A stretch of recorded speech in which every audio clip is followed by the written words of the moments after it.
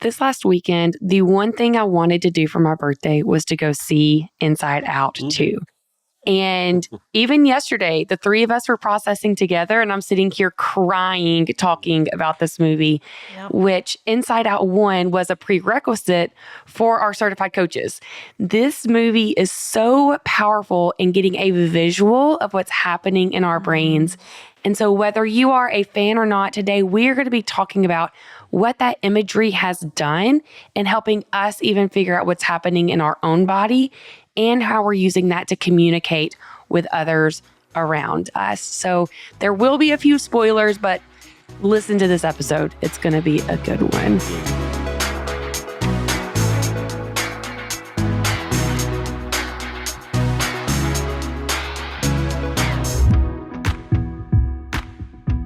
Welcome to the Connection Codes podcast. This is the podcast where we break open the emotions that take us from being disconnected to connected in our relationships and in ourselves. I am your host, Tera Wages, and joining me is marriage and family therapist, clinical sexologist, Dr. Glenn Hill, and his incredible wife, Phyllis Hill. And together, they have founded the Connection Codes, which is the guide to human connection. And we are so glad you're here. Yes. Hello, world. Hi, friends. Well, it has been a minute. It's been a minute, guys. Yes, it has. We went on a month-long sojourn, and you said sojourn. I kind of like that. It's actually called a sojourn, but see, every word that you pronounce incorrectly is better. Is a better word. Amazing. Soul. This was definitely about my soul. I like that. Yes, and we were in so many different cities. I have not counted, so I don't know how many though. We were just all over the place. Yes. And it's good to be back.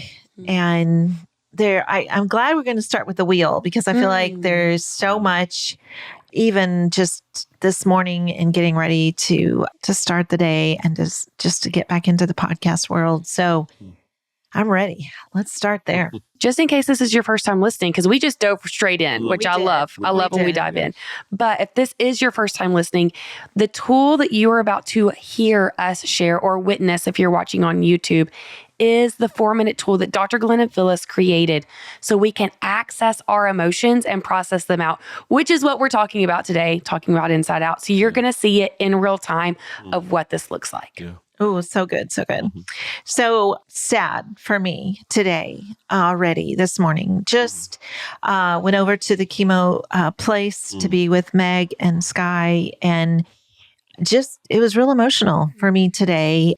I think being gone a month, I was very mindful of them, stayed in close touch with them, but being back in that space, it kind of all rushed in. So definitely sad. I think fear of just what they're going through, it's a hard road when you have cancer. It's really hard. And there's tons of good news along the way, but it's still the reality. Just seeing her and them together through this journey, it really hit me today. So I felt a lot of sad.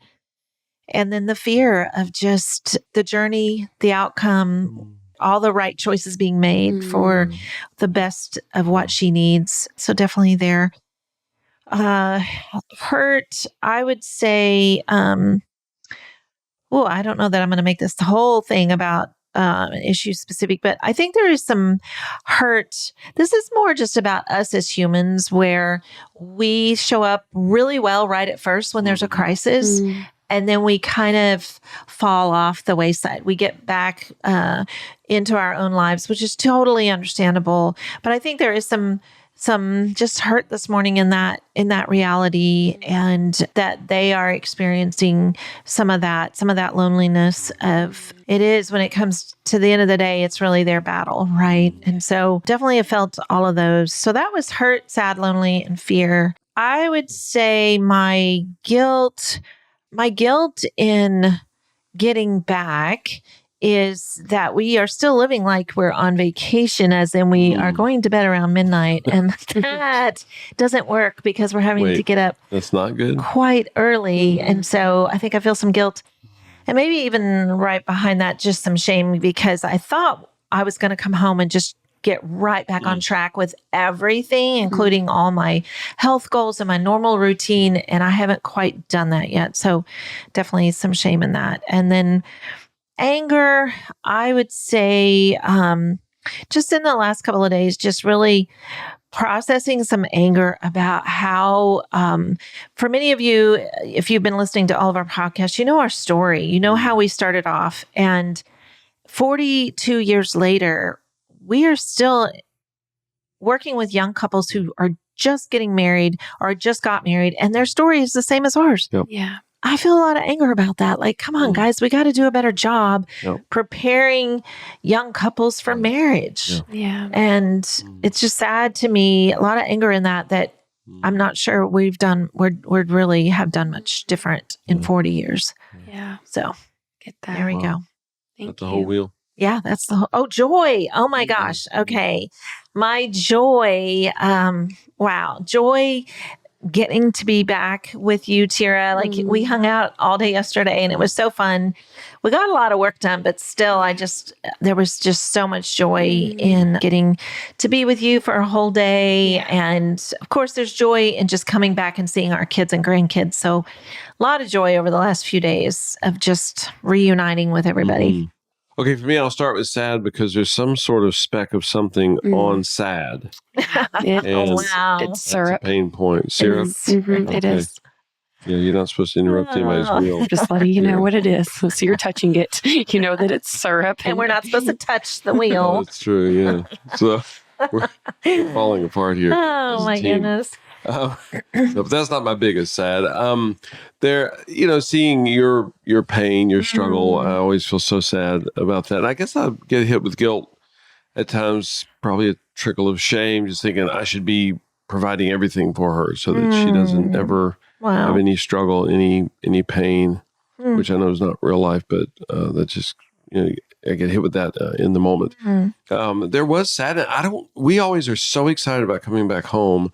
And I felt some sadness this time. We were gone for a freaking month. We'd never done that before. And I did feel a little bit of sadness because our sojourn was just so amazing. It was just extreme, epic. And I've been surprised that I've felt some sadness getting back home because I'm usually just so excited about getting back home. Some anger just the last few days, and I'll share about this a little bit later. I've said some things to some couples, some clients that let's just do this. Let's stop the debating and bickering and let's just use the connection codes, the human condition connection codes. And it pisses me off that people are so lost and they've been lost for pick a number, 9 years, 18 years, 35 years, and we're still bickering and debating, and they're fighting with me about whether or not they should be authentic and vulnerable. And I've actually said some things to couples this week that I think was correct, but I do feel some fear in that because I was pretty brash with a few people like I've never been before. I think brash is a good word there. I do feel fear in conveying well, making sure that we're presenting what people need, what will help them. There's fear that we're not, I don't know how to say that, just not marketing as in a marketing campaign, but just packaging it. That's probably a better word. Packaging things the most digestible for people, the most, Tera talks about that a lot. She's like, oh my gosh, what keeps people from just jumping in? And I get it. I think a lot of it is there's so much information available now everywhere that, there's 87 shiny objects and they don't know which one to look at, which one to pick up. And there's hurt in that.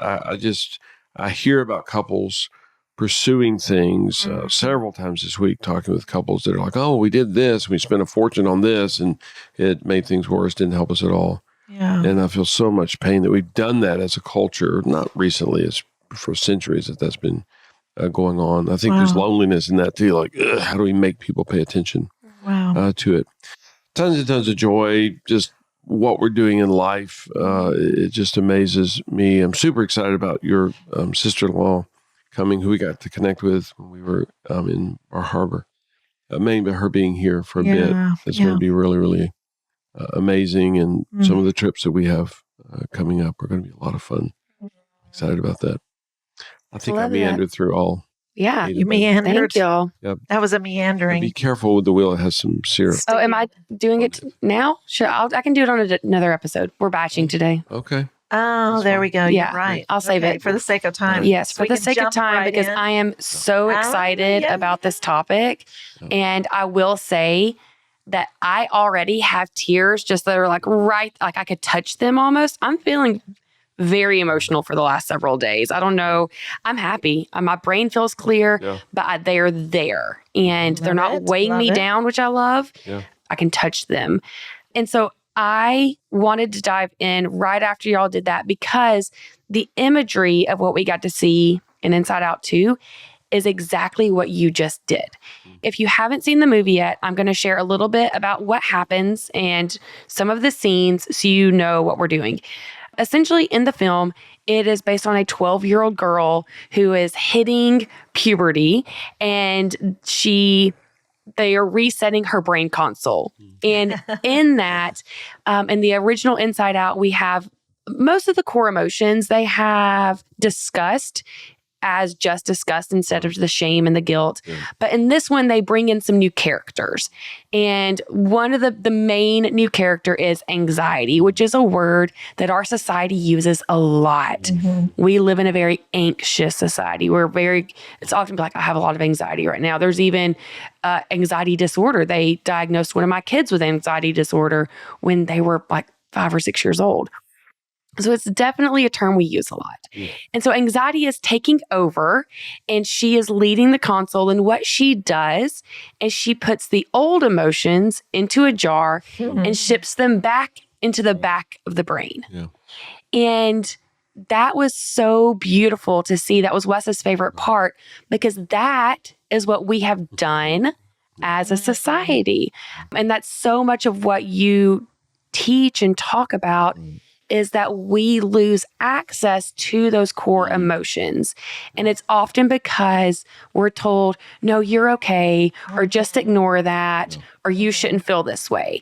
And through that conversation, those emotions are pushed back. Yeah, and I want to make sure people get that because what you're doing when you do that is you're putting that emotion in a jar, which is exactly the imagery in the movie that Tera's referencing, and you're pushing those emotions away. And we do that not from a bad heart. Parents do it with their kids all the time. The kid comes in, they're experiencing whatever they're experiencing, and the parent goes, you're okay, you're okay, you're okay.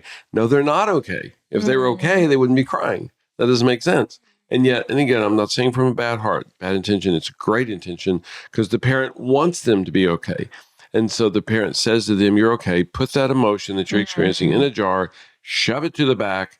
We're not going to deal with that. And you say, oh, well, that's not that big of a deal on a Tuesday afternoon. Oh, I know, but we do that thousands of times. And then the result, and I'm fast forwarding, now your 14-year-old, and I sit with these parents who say, my 14-year-old doesn't share with me anymore.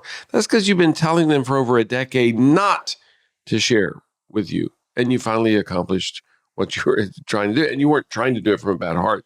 You genuinely were trying to do it. And so the 14-year-old finally got the message, oh, mom and dad are not going to hear me. They're not going to be present with me. They're not going to be safe for me. So I quit. I just won't share with them anymore. And then the parents are brokenhearted that the teenagers have moved away. Yeah, I love that. And please interrupt me at any moment because you have all of the science and all of the details. I just have the emotion, I just have I watched that movie and I felt like I'm watching my insides do what they're doing. And so, so they're physically, the imagery, they put them in a glass mason jar and ship them all the way to the back. And from that moment, anxiety takes over the console. And now I'm going to cry. There's even a moment where the character starts acting out of character, I'm using quotation marks, for herself. And they're like, who are you? This isn't normally like you. And the core emotions are back there. And she goes, I'm sorry, I'm so emotional over this. She says, Riley needs us. Wow. Those words were said. I can't remember if it was Joy that said, or one of the emotions goes, she needs us. And it was because these other, emotions had taken over. Wow. And she could no longer access the emotions that were there to keep her safe. Wow. Please interrupt and dive deep if y'all have. Yeah. That's it. And that was just such a beautiful moment to see and to recognize that that is what we are here doing, what y'all's mission is, what this tool is that you have created.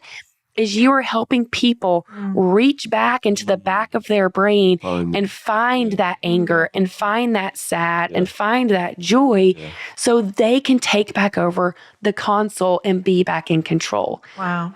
Because fast forward to the end of the movie, and this is where the spoiler comes, but you're an adult. It's okay. This is a kid's movie. I'm spoiling it for you.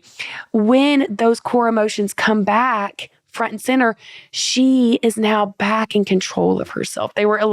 Anxiety was able to sit down. They even put her in a recliner, which I know you have things about the anxiety piece that you want to share. Yeah. But that was just so beautiful because so many people hear what we're teaching and they're like, all of those are negative. We don't want to feel all of those.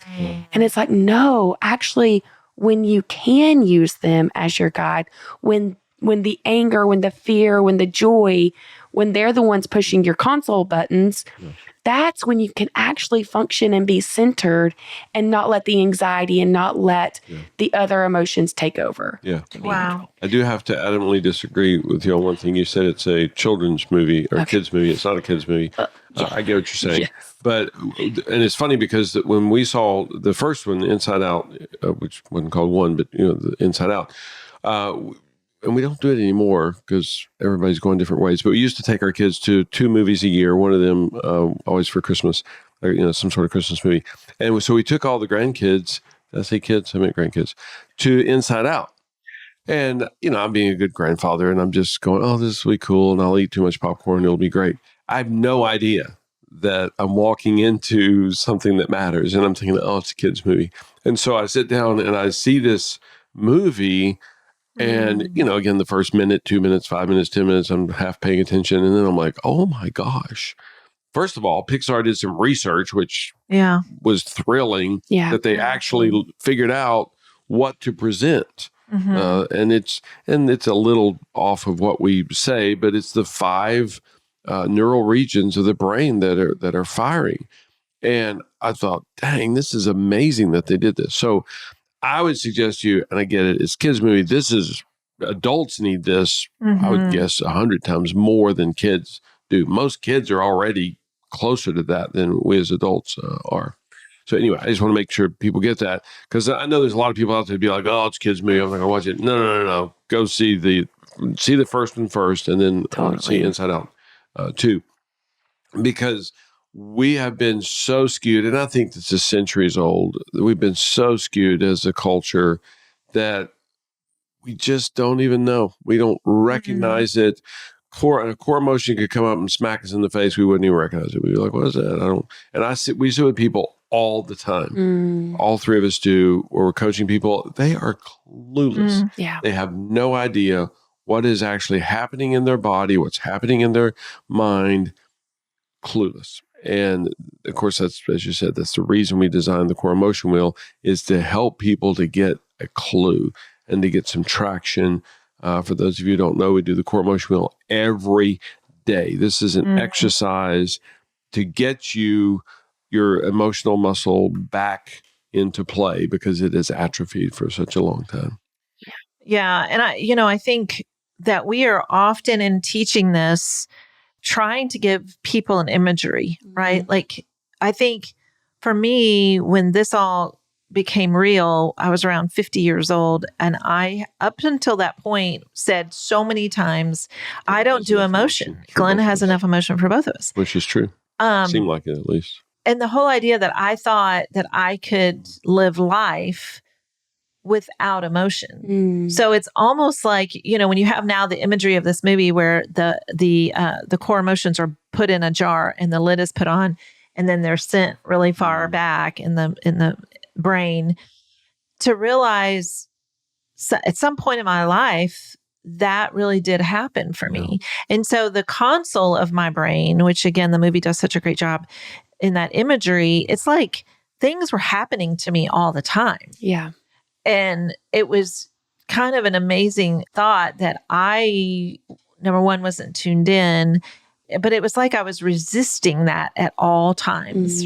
So we teach all of this, but to see a movie where you allow yourself, and you may have to see it 2 or 3 or 4 times to really get beyond just the fact that it's a movie, right? That you can actually visualize it as a brain, visualize it as, oh, this is like really good imagery for understanding.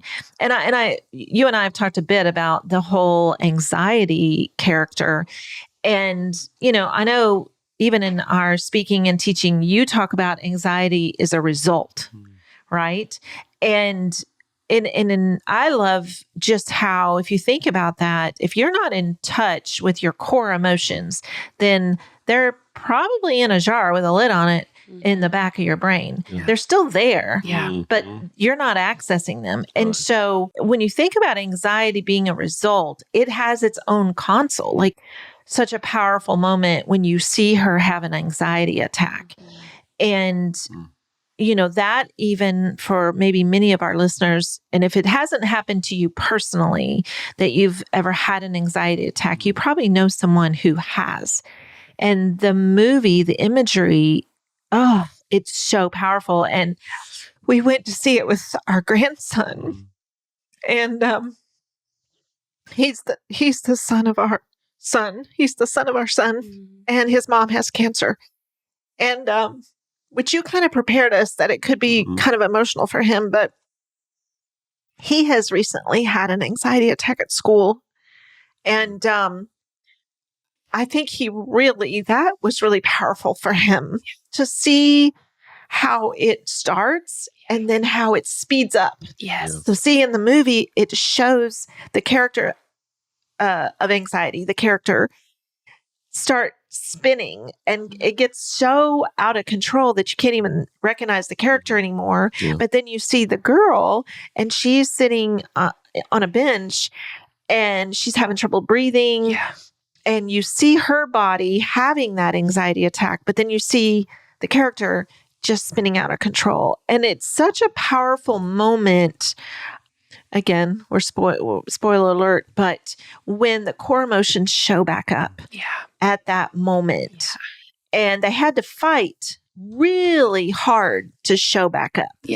Which I think is such a good reminder for us who are on this journey. And we sometimes wonder, why is this so freaking hard? Like, well, it just is. It's hard to get from the back of your mind back up into where you see it and where you feel it, where you understand it. So it's such a beautiful and powerful moment where the core emotions show back up and take back over the console, but they really have to go through anxiety, right? Because in that moment, anxiety has complete control of the console. And so what I loved is that in that very moment, Joy was just trying to touch anxiety, and that wasn't enough to break the spell. It was her speaking into it. And I love that imagery so much, the power of speaking. And we talk about this a lot, that say it out loud. Like if you're feeling fear, say the word fear. This morning I got hit after coming back from the hospital. It was like a cloud of sad, and I can feel it in my body now really quickly. And I called you, I called Tera, and I just started crying and telling her how hard it was to see them in the hospital. And then Glenn got in the car with me, and I told him, but it's speaking it out loud that you can feel. I felt the shift, right? And in the movie, it's such a powerful imagery of seeing anxiety take the back seat after that, like seeing the core emotion showing back up. And yet there was also a moment of, we're going to all pull together. We are all a part of her. And I loved that. Right. I think sometimes we get so confused about emotion. Number one, we think we can choose them. Number two, we think that we can get rid of them. Number three, that if you deal with anxiety or anxiety attacks, it's like we think we can just poof, magically go, right? Instead of realizing they're a part of us, and the power is in understanding what's happening, which we use that term a lot. What is happening? And if you really looked at the whole movie and the character in the movie, the little girl, you totally get what's happening, right? You totally get how she got to that place of anxiety attack. And then this was the precious part that our grandson really picked up on, is that she grounded her feet. Like they show it in the movie. Yeah. She grounded her feet and then she put her hand on the bench. And my grandson talked about that. He said, it's the feeling of reality. The bench was a surface, a reality. Because when you're spinning out of control, you're really struggling finding reality. Yeah. And I thought, whoa, he picked up on that and shared that with us after the movie. And I thought, he's just a young kid and he saw that and he related to that. And it's a super powerful movie. I do think you have to watch it more than once to really get and understand the imagery of showing what is happening. And I think, as a society, we so misunderstand anxiety. We almost accept it as like wearing a bracelet or a favorite earring. It's like, but we don't understand it's a result. And often it's because we're not addressing the core emotions. We've put them in a jar and we've put a lid on them instead of realizing, oh, I need them in my life, which of course you mentioned that, even that term, that she needs us, that was spoken in the movie, just she needs us. And it's like, yes, we need our core emotions, every one of them. And I think you just mentioned that a minute ago, that we often get people that are new to this journey that go, why are there 7 negative and 1 positive? It's like, no, they're not negative or positive. They just are. Yeah. They're a part of us. They're part of and we all, I'd love for you to share the one where sad goes with joy. Yeah. Oh, I loved that. Because that's really what the lesson of the first movie was about, was that Joy wanted to be the only one in control of the console, and she didn't want her character, her person, to ever feel sadness. And it was at the end where she realized, no, you have to feel the sad in order to fully experience the joy. And so in this movie, it opens up, which we're talking about the emotional part of the movie and the emotions, but there's also a huge identity piece in the movie as well. Yeah. And it's the first time we're seeing them frame what identity or sense of self, is what they call it, looks like. Yeah.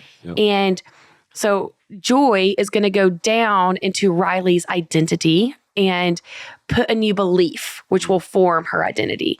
And she's like, okay, who's never been before? And Sad was like, I've never been down there before. And Joy was like, oh, you have to go. Where you go, I go. And it was just that, like, oh, we can't fully experience joy without feeling these other emotions. Joy had brought all of the other emotions down there with her. And we need them all in order to fully have that full sense of identity. And that was just so beautiful. And thinking of that, and also going back with the anxiety, I think about the people that anxiety, you said it's like we wear it as a bracelet, it's just this thing that we've all, it's just a part of who we are at this point.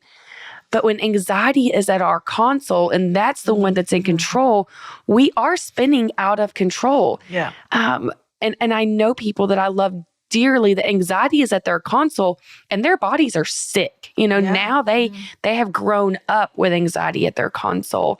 Yeah. And as they've aged, it's affecting their physical bodies in a very deep way. And it makes us act out of character. I was at our swimming pool last night, our community pool, with a group of women and having a great time. And a situation happened with 2 kids in the pool. And next thing I know, 2 adults that I believe are seemingly like chill people are screaming and cussing at each other. I mean, the police ended up being called at our neighborhood pool. And of course, I'm tempted to be like, guys, what's happening with you? It was hard for me not to just go over there, but one was a man and he was very aggressive. And I'm like, I'm not stepping into that. If it had been 2 women, I don't know. But the woman, she was part of our group, and she ended up texting us later. And she was like, I'm so sorry. I'm not a bad person. And I was just like, I wanted to speak into her language that she knows. And I was like, yeah, anxiety and anger were at your console. Like, I get it, that is what happens when we are not when we're not in tune with our body. I think that, again, the movie does such a great job even explaining anxiety. Yeah. Giving it language.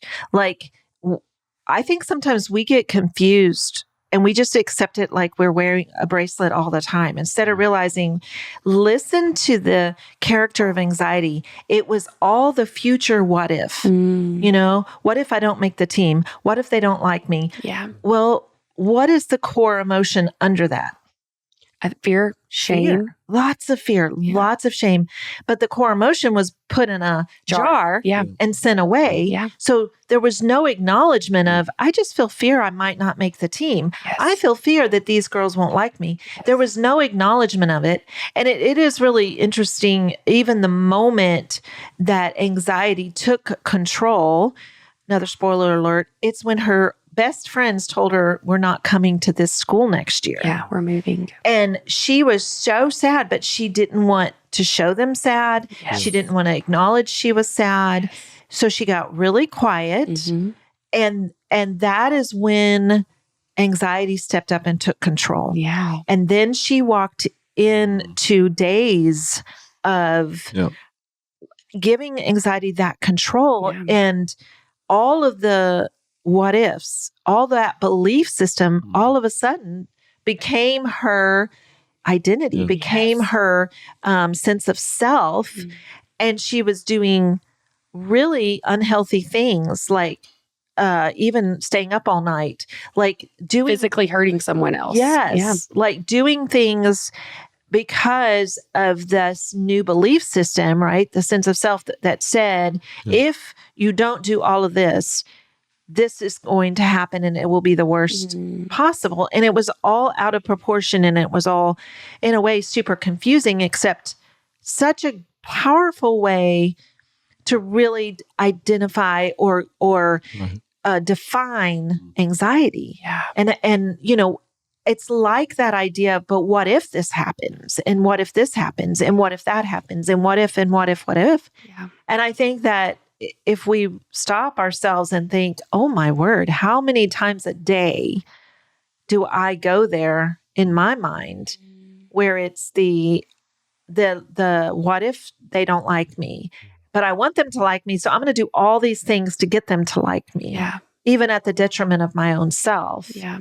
And so that is, I think we, even as a society, need to talk so much more about anxiety, because I know you as a therapist, often it's by the time life is completely fallen apart, and then they come and see a therapist because it's now they've destroyed everybody and everything around them and can't keep a job and all these things. And it's like, if you go back to that moment, right? Just like in the movie, go back to that moment of you felt a lot of sad, but you didn't say it. You didn't get it out of your body. Yeah. And so something else became in control of it. Yeah. And with our coaches, we're always emphasizing to them, certainly for themselves as individuals, but with their clients, go back to the first unprocessed emotion. Wow. And in that scene, I get it's a movie, but it's very real. Riley got flooded with sadness, and even I think in the movie it shows her going, I can't remember what it said. Don't do it. Don't let them see you. Yeah, because she wanted to cry. Yeah, right. And so she puts that that core emotion, that experience, that sadness in the mason jar. I don't think it does that in the movie, but the same principle.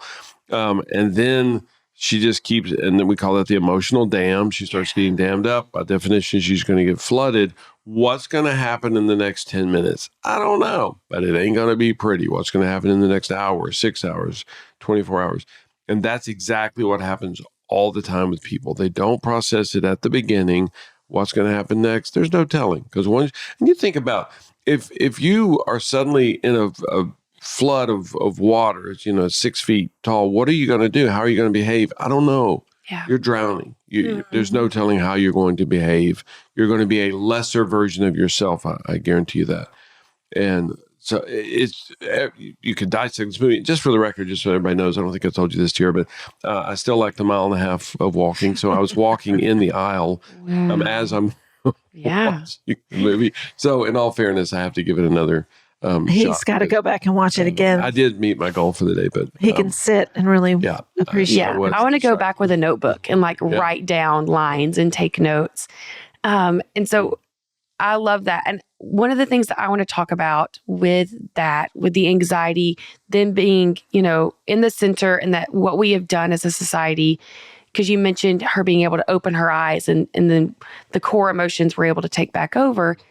I want to acknowledge that when she opened her eyes, her two best friends were standing there. Yeah. I'm going to get emotional again, ready to support her and and forgive her and show up for her in that moment. And then this character has a healthy family situation. Both we see glimpses of her parents and their support and them cheering her on. And the home life is a very healthy situation that supports Riley's being. And so I just want our audience to hear from us that there are things that have happened in your life that have not supported anxiety being able to sit down in that recliner. And so I want you to hear from us that if anxiety is in control of your console, it is not a choice that you have consciously done to yourself. That life has happened to so many of us. Yeah. And when those core emotions get put into the back of our brain and something else takes over and we don't have the support to access those again, and changing that dynamic on your own feels near impossible. I won't say that it is impossible, but it feels really impossible. And so I just want you to give yourself grace. Absolutely.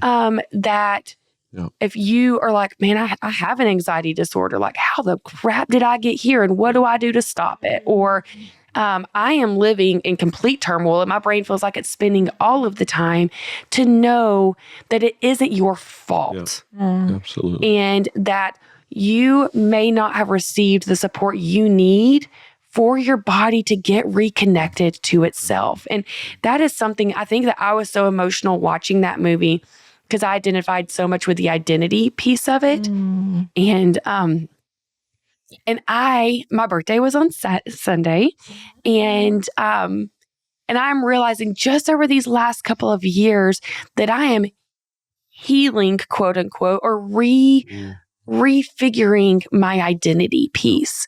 My identity piece got really jacked up along the way. And that's what you see in the movie. Her identity becomes rigid and hard. And now I am finally being able to see what is the truth in my identity and let these other emotions take a rest and sit back down and access the core. So my identity is becoming more beautiful. And at the end of that movie, all the emotions hug that identity piece. And so I want you to hear me say that you are not alone on your journey anymore. If you're listening to this podcast, you're not alone in it anymore. Whew. I just really want people to feel like you can open your eyes and see 3 people standing in front of you saying you aren't alone and that anxiety can sit down. And we have created a tool that we will share with you so you can get those emotions out of the back of your brain and they can run your console again. And if you've ever emailed me before, I hope that you felt that from me. This is not your normal business that we're just trying to profit off of you. Our number one thing we give to you for free. We are a business and making money is helpful so we can continue on this journey. But we believe in this so deeply that this is a free tool that we are using that can change your life. And I don't want anyone to open their eyes anymore because you've opened it hundreds of times before now and you felt alone in opening them. I want you to be able to open your eyes and see, okay, I have a tool and it's going to help me. And there are people that I can reach out to that can help me. Because I just feel sad knowing the people in my life that anxiety is still at the center of their console, but I know what their dad was like. I know what their uncle did to them. Like, I know what they experienced in life that beat them up to get them to where they are today. And that kills me. Yeah, now I try to always to say to people, I use the phrase, I want to advocate for the human. Nobody on the planet is stupid enough to create, because people say even active phrases, they're like, well, the lies that I tell myself. Who's stupid enough to tell themselves a lie? They know it's a lie and they tell it and believe it anyway. It's like, that's not even possible. You can't tell yourself a lie. You simply hear it repeated, and maybe it feels like you're telling yourself a lie. You're not telling yourself a lie. Nobody does that. So these are not active things. Nobody chooses to live with this frozen anxiety, this overwhelming. These were a whole bunch of ingredients that added up to this. And you cannot learn Japanese on your own. If you put somebody in a room, they have no access to the internet or anything, and say, learn Japanese, they can't do it. It's like, well, go ahead, just learn some Japanese words. They have to have some input. They have to have some help. Nobody can do that. Nobody is going to, and all of us learned our native language by being around other people that spoke that native language. That's the human condition. We don't learn these things on our own. And all of us need help. All of us need teamship. All of us need community to be able to become fluent. And again, it's already inside of us. We just forgot it. And we all need help to get it back. But I just want to stress that to people. You did not end up where you are on purpose. Yeah. Nobody would do that.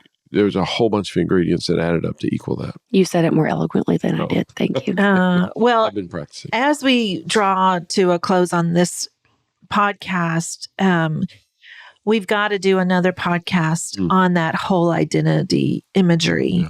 The sense of self. And even the way you just shared your very emotionally, your own story, but also that others, of course, who have the similar stories, and how that even works, like how that belief system forms a part of us, our sense of self, right?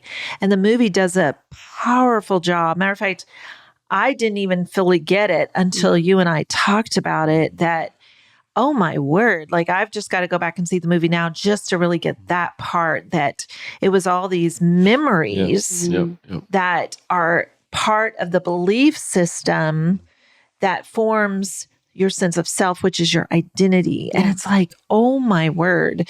And I want to dig into that with our next podcast, because we've often talked about some of your early years and how challenging they were. And I think there's such a piece of that even in your belief system, and that, now in your 60s, you're really seeing a lot of this, and it's really turning.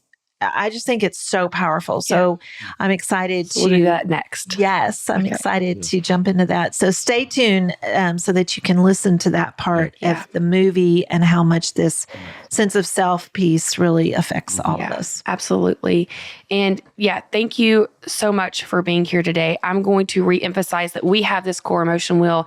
This is our free tool that you can download to start accessing those emotions that have been bottled up and thrown into the back of your brain, so you can actually process what's happening in your body, so you can stay centered and connected to yourself, which helps you stay in control of your response and how you're showing up in the world. So this is our free tool. And I will also say, but if you're like, nope, I need that coach, I need someone that is going to help me along this journey, and I'm ready to invest in that because it is affecting my health. I have been meeting with people so much over the last few weeks and hearing people's story of breaking out in hives, lockjaw, massive headaches, back pain, laying in bed. Like, your health becomes physically affected by unprocessed emotion. And so if you're like, no, I'm ready to invest, I need to change my life. One, you can book sessions with Dr. Glenn and Phyllis to dive deeper. But also, we have a new coaching program that has started up. It's called the Overwhelm Overhaul. And this is a 12-week deep dive intensive to get this language out of just, I do it here and there, but it becomes a lifestyle. It's even more than a habit. Yes. We dive deep into what you are experiencing so you can connect with yourself and show up in your life. So if you're interested in that program, there will be a link in the show notes. And I am leading that, and I am loving connecting with it. So find that there. Thank you so much. Share this episode with someone that you know that may not know who's in control of their console right now. They are feeling overwhelmed and anxious and a little bit lost, in a way of like, hey, I struggle with this too. I think that this podcast may help you as well. Can you listen so we can talk about it with each other? Build a community with those around you so you can live vulnerably and authentically. So we do all of this because you need this. You deserve this. So let's do this. Let's do this.